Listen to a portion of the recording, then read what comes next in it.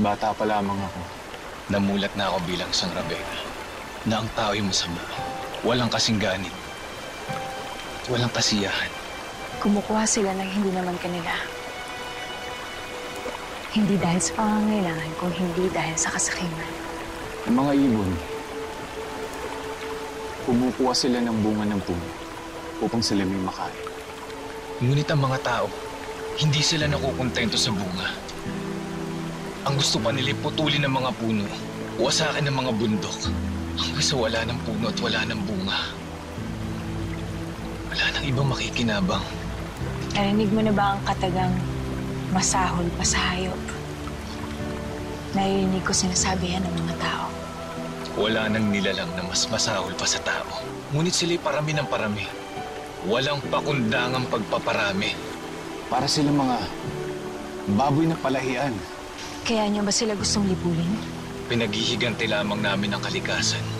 Kung ikaw, Magindara, halimbawang lapastanganin ng iyong ina, hindi mo ba siya ipaghihiganti?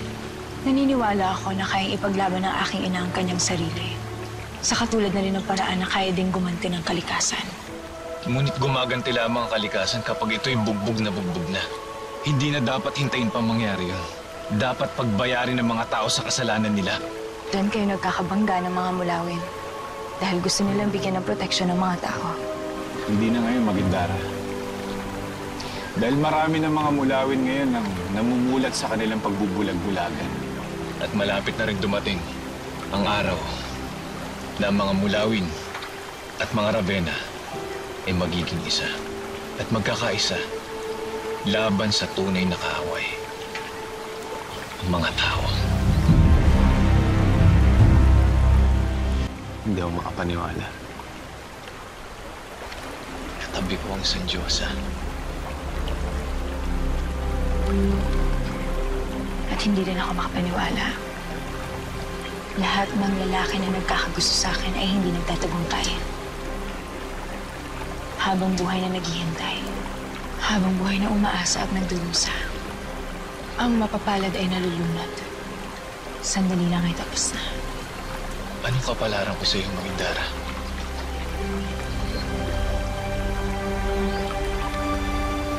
Gusto mo talagang malaman. Handa ako sa kung ano masasapitin ko. Nadala mo na ako sa iyong teritoryo sa Himpapawid. Nais mo ba akong samahan sa aking mundo?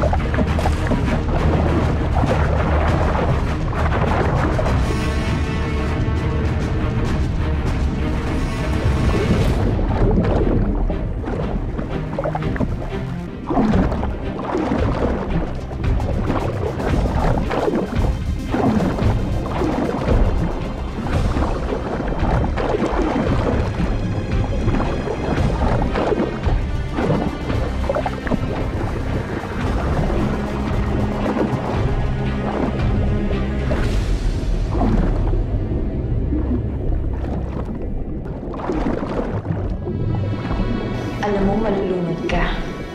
Bakit mo ko sinundan? Sabi ko naman sa'yo, handa ako sa anong magsasapitin ko. Napatunayan mo na sa akin ang pag-ibig mo.